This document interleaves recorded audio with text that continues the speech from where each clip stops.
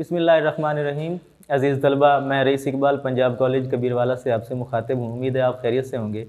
अज़ीज़ तलबा, आज हमारा ग्रामर का आखिरी लेक्चर है, बल्कि ये जो सिलसिला हमने शुरू किया था ऑनलाइन लेक्चर्स का, उस हवाले से उर्दू सेकेंड ईयर का ये आखिरी लेक्चर है। लेक्चर नंबर 18 है और इसमें हम उर्दू ग्रामर का एक अहम हिस्सा पढ़ने जा रहे हैं। आधा हिस्सा पिछले लेक्चर में लेक्चर नंबर 17 में पढ़ा था, 5 अलामतें हमने पढ़ी थी और उसके बाद कुछ अलामतें और हैं कि जो पेपर के अंदर आ सकती हैं, वो आज हम पढ़ेंगे। अलामत नंबर 6 पर हमने यहाँ पर जो अलामत पढ़नी है वो है सवालिया की अलामत। सवालिया, इसको इस्तफामिया भी कहते हैं और जब आप कोई सवाल लिखते हैं तो उसके बाद इस अलामत का इस्तेमाल करते हैं। अजीज़ तलबा, पेपर में ये अलामत एक दो जगह पर इस तरह से भी आई है कि वो पूछ लेते हैं कि सवालिया के लिए कौन सी अलामत इस्तेमाल होती है, और इसी अलामत को वो दो तरह से लिख देते हैं और अक्सर मैंने देखा है कि ये बच्चे गलती करते हैं। इस अलामत को वो इस अंदाज में भी लिख देते हैं और इस अंदाज में भी लिख देते हैं। आपने बेटा थोड़ी सी देख कर मरूजी ये देखनी है, लगानी है कि जब आप उर्दू में सवाली अलामत लगाते हैं तो उसका जो निशान है ये फ़िक्रे की साइड पे होना चाहिए। अक्सर बच्चे इस अलामत पर टिक कर देते हैं। अलामतें तो दोनों एक जैसी नज़र आती हैं, लेकिन वो इस गलती में अपना नंबर कटवा बैठते हैं, जल्दी करते हैं और वो गलत दायरा फिल कर लेते हैं। तो ये सवालिया की अलामत यानी उर्दू हम इस अंदाज में लिखते हैं, इस तरतीब से लिखते हैं, तो उसके सामने हमने इसका रुख बनाना है। तो ये इसको इस्तफामिया भी कहते हैं। अक्सर ये भी पूछ लेते हैं कि सवालिया का दूसरा नाम क्या है, ये इस्तफामिया किसे कहते हैं। तो ये दोनों एक ही अलामत के नाम हैं। आगे 3 अलामतें मैंने लिखी हैं, उनकी अलामत तो एक है, नाम मुख्तलिफ हैं, तरीका इस्तेमाल भी मुख्तलिफ है, या आप ये कह सकते हैं कि मुख्तलिफ नामों के लिए, मुख्तलिफ जज्बात के लिए मुख्तलिफ अलामतें इस्तेमाल होती हैं। मसलन सबसे पहली अलामत जो मैंने लिखी है वह है फ़िजाइया। जज्बात के इजहार के लिए सलामत का हम इस्तेमाल करते हैं।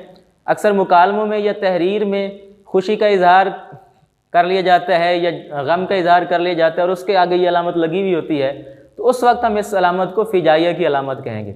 अलामत तो तीनों की यहाँ पर एक ही है, चाहे फ़िजाइया है, निदाइया है या इस्ताजाबिया है, लेकिन तहरीर के अंदर लफ्ज़ देखकर या फ़िक्रे की नोयत देखकर आप इसका अंदाज़ा लगाएंगे कि ये कौन सी अलामत है।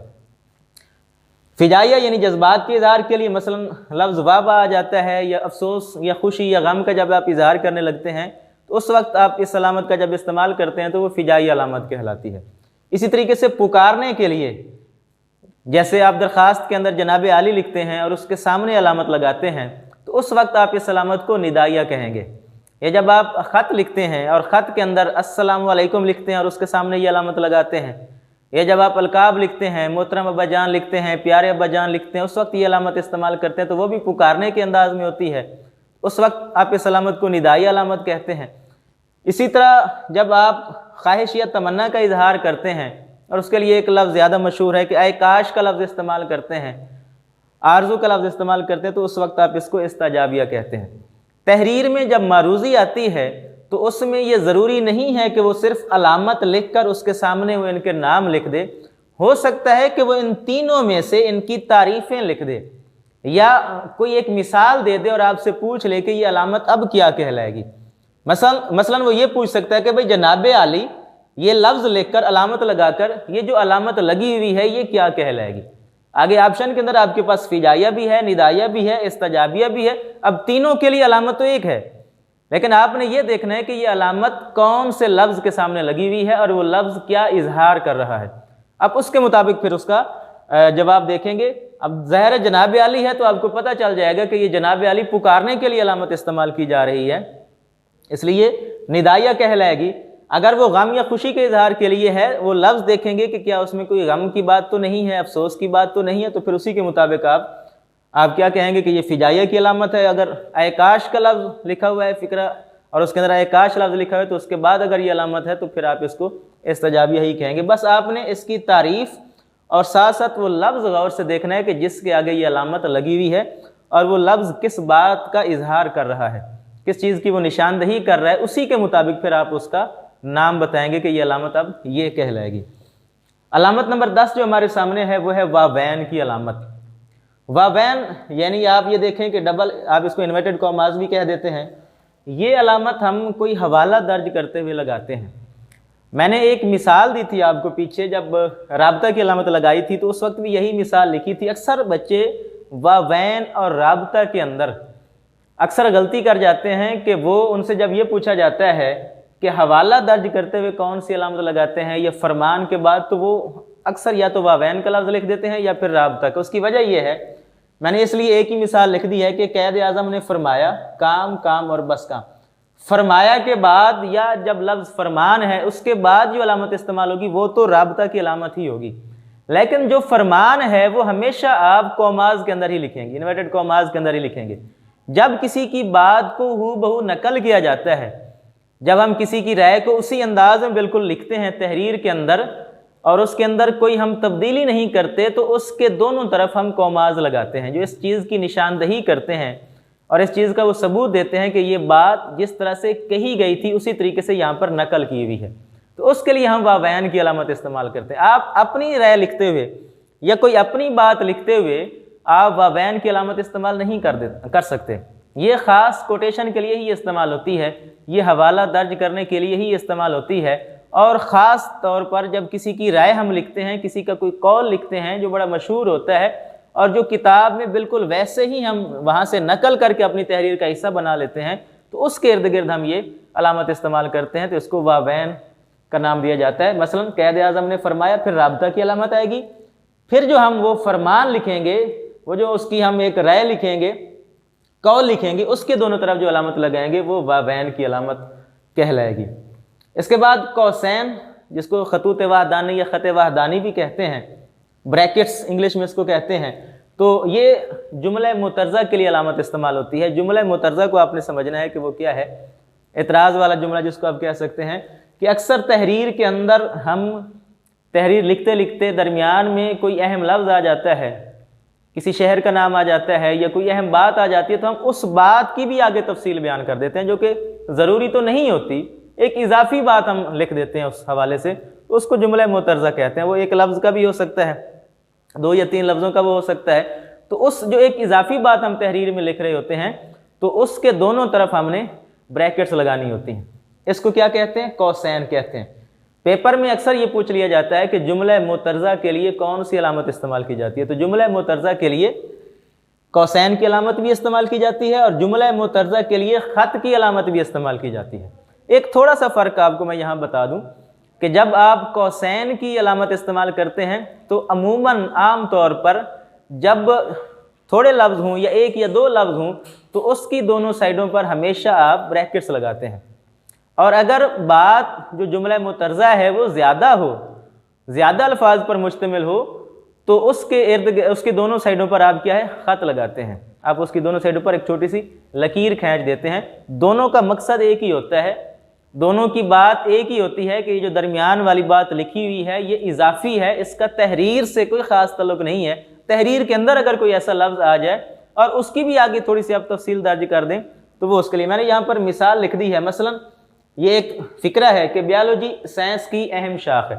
फ़िक्रा हमारा मुकम्मल होता है, बायोलॉजी साइंस की अहम शाख है, लेकिन बायोलॉजी का एक और नाम भी एक मैंने उसमें ब्रैकेट्स में लिख दिया है कि बायोलॉजी हयातियात साइंस की अहम शाख है। तो ये चूँकि एक इजाफी लफ्ज़ था तो उसको मैंने ब्रैकेट में लिख दिया, ये हमारा जुमला मुतरज़ा है। इस तरह से जब तहरीर में कोई इजाफी लफ्ज़ आ जाए कि जो असल तहरीर का हिस्सा तो ना हो लेकिन दरमियान में किसी लफ्ज़ की वो उसका मैनी दे दिया गया हो या उसकी थोड़ी सी वजाहत कर दी गई हो तो उसको जुमला मुतरज़ा कहते हैं।